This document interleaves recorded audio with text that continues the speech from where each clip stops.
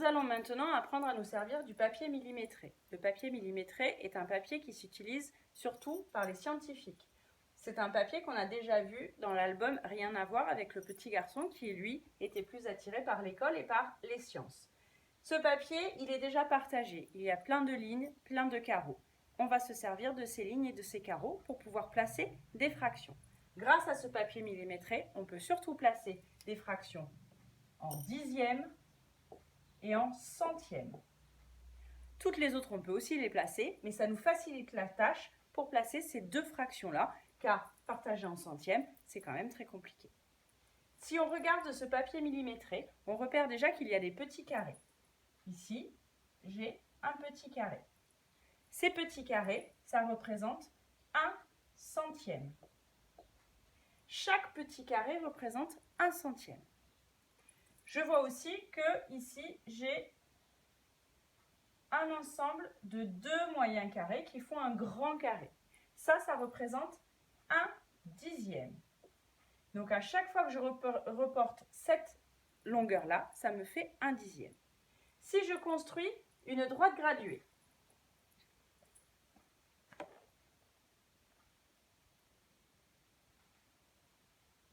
je trace ma ligne, je la gradue, je commence à 0. Je veux une unité. Je veux placer mon 1 quelque part. Pour savoir où le placer, je me repère par rapport à ces deux mesures-là. Je sais que ça vaut 1 centième. Je sais aussi que le nombre 1, une unité, c'est 100 centièmes. Donc il me faut 100 petits carreaux pour arriver à 1. Donc je peux compter les 100 petits carreaux pour arriver à 1. C'est un peu compliqué de compter les 100 petits carreaux. Donc je peux regarder les dixièmes. Je sais que 1, c'est aussi 10 dixièmes. Une unité, c'est la même chose que 10 dixièmes. Donc j'ai 10 fois cette longueur-là à reporter pour trouver une unité. Donc j'y vais. 1, 2, 3, 4, 5, 6, 7, 8, 9 et 10. Mon 1 se retrouve ici. J'ai bien 100 petits carreaux ou 10 fois 1 dixième. Maintenant, par exemple, si je veux placer la fraction 3 dixièmes. Pour placer la fraction 3 dixièmes, je sais que ça vaut 1 dixième. Donc, j'ai juste à reporter 3 fois cette longueur-là.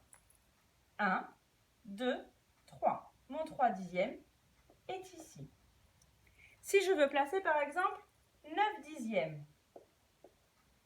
je peux compter 9 fois cette partie-là, mais je peux aussi partir du 1 qui est égal à 10 dixièmes et reculer de 1. Mon 9 dixièmes est ici. Maintenant, si je veux placer 11 dixièmes, je sais que 11 dixièmes, c'est plus grand que 1. Et en plus, dans 11 dixièmes, j'ai déjà 10 dixièmes. Donc, je sais bien qu'effectivement, ça va être après ça, vu que 1, c'est 10 dixièmes.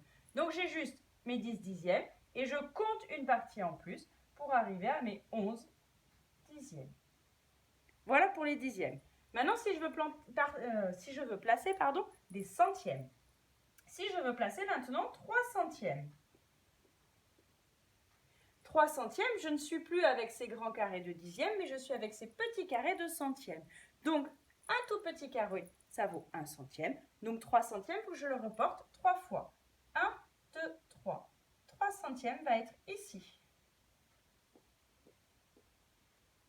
Maintenant, si je veux placer 53 centièmes. Une des techniques, c'est de pouvoir compter 53 petits carreaux.